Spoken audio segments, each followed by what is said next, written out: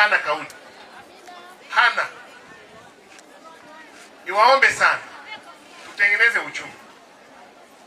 Nimezungumza juzi nikawaambia watoto wa kike, unapoacha kufanya shughuli yako kwa sababu ya ndoa, mwingine anaacha kazi kwa sababu ya ndoa.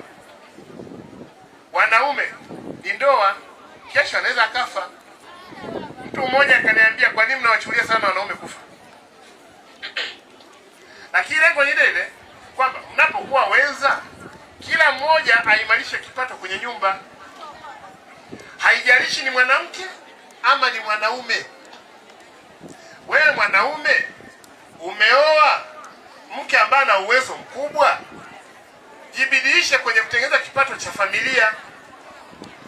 Usikae sasa ukawa mzubaifu wa kusema mimi mke wangu ana nafasi nzuri, mke wangu ni tajiri, mke wangu ana cheo. Hivi vitu pia vina leo na kesho, sio? Mnanielewa? Kwa hiyo una mtoto wa kiume, una mtoto wa kike, na shida kubwa inatokea kwa watoto wa kike. Shida kubwa inatokea kwa watoto wa kike, haiko sana kwa watoto wa kiume. Anaolewa, mwanaume anamwambia mimi naomba shughuli naifanya iache, lakini vigumu mtoto wa kiume kuoa mke wake akamwambia usifanye kazi, ni ngumu.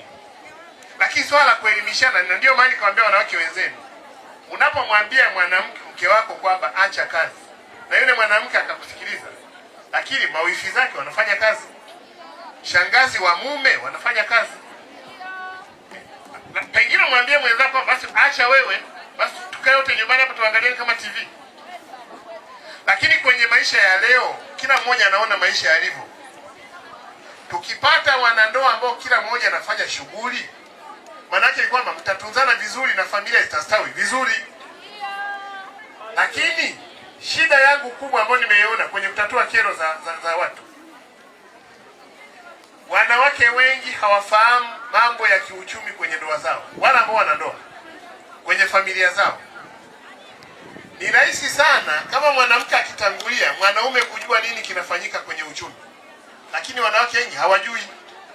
Kesi nyingi tunaweza kukutana nazo pale ni mali imechukuliwa na mashemeji.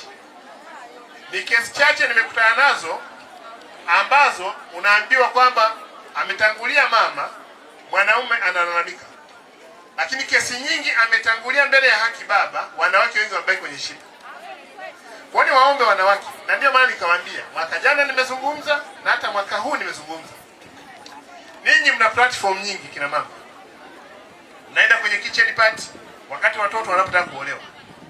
Ni utaratibu mzuri sana ambao watoto wengi wa kiume hawaupati. Mtoto wa kiume akitaka kuoa anamwambia baba yake, anamwambia mzazi aliyenao mlezi, nataka kuoa, wanafanya utaratibu wa kawaida wa kimila, kutoa mahali na vitu vingine. Sana atahusiwa kanisani kama ndio kanisani. Lakini wa kike mna utaratibu mzuri, mnakaa kwenye kitchen party. Nachosema kitchen party zile tukizitumia vizuri zitasaidia watoto kwenye kizazi kipya.